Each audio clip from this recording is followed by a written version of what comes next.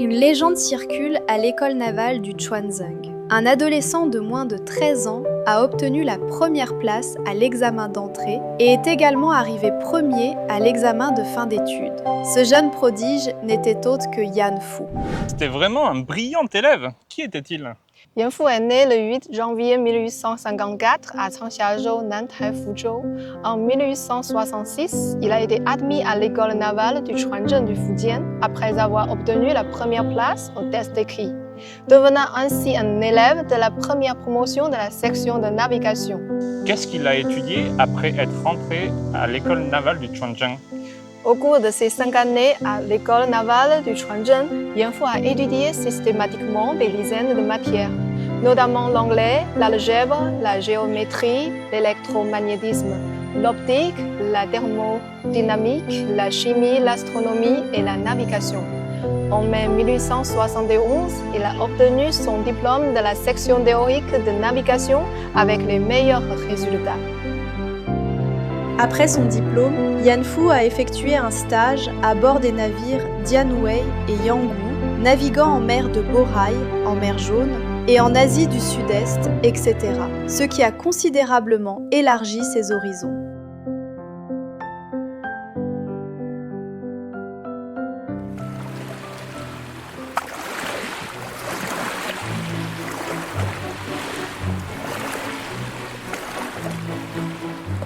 En 1877, en tant que membre du premier groupe d'étudiants officiers de marine envoyés officiellement à l'étranger, Yan Fu s'est rendu au Royaume-Uni avec Sa Zhenbing, Liu Bucan et 10 autres personnes. Pendant ses études à l'étranger, il profitait du temps où les autres élèves étaient en stage à bord des navires pour observer seul le Parlement britannique, les tribunaux et même la sécurité publique. Il assistait aux audiences des tribunaux afin d'observer les procès et d'écouter les affaires, et étudiait les raisons de la puissance et de la prospérité du Royaume-Uni. À cette époque, Guo Songtao, ambassadeur de Chine au Royaume-Uni, appréciait beaucoup Yan Fu et l'a décrit ainsi. Yan Yuling est le plus éloquent et son talent est remarquable. Les deux hommes sont devenus des amis malgré leurs différences d'âge. Une personne qui étudiait la navigation et la construction navale a aussi enquêté sur le Parlement et les tribunaux britanniques? C'est précisément ce qui distingue Yan Fu. Il n'a pas seulement étudié les connaissances liées à la navigation et à la construction navale, mais aussi les aspects matériels et immatériels de la civilisation occidentale.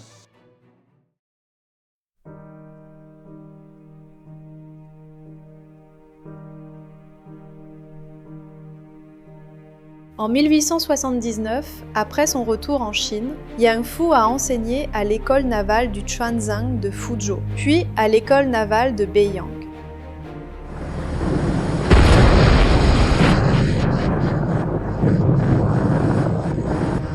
En 1895, après la défaite lors de la guerre sino-japonaise de 1894 à 1895, Yan Fu a profondément ressenti l'urgence de sauver la nation et de préserver son existence. Il a placé ses espoirs dans les études occidentales auxquelles il se consacrait sans relâche, affirmant « Pour éveiller l'intelligence du peuple, il faut absolument étudier les savoirs occidentaux ».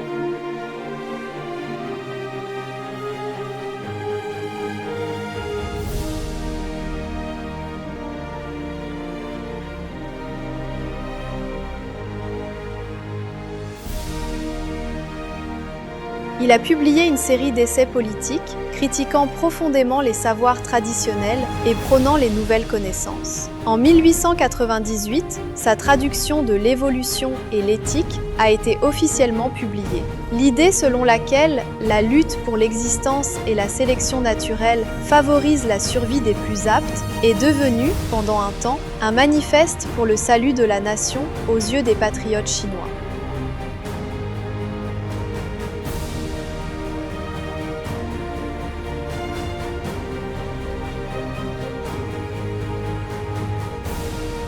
Cet adolescent, issu du Chuanzeng, a consacré toute sa vie à chercher la voie permettant à la Chine d'atteindre prospérité et puissance. Nous voyons en lui non seulement la figure d'un pionnier du mouvement des Lumières en Chine, mais aussi la flamme éternelle d'une nation cherchant à se renforcer et à devenir indépendante dans une époque difficile.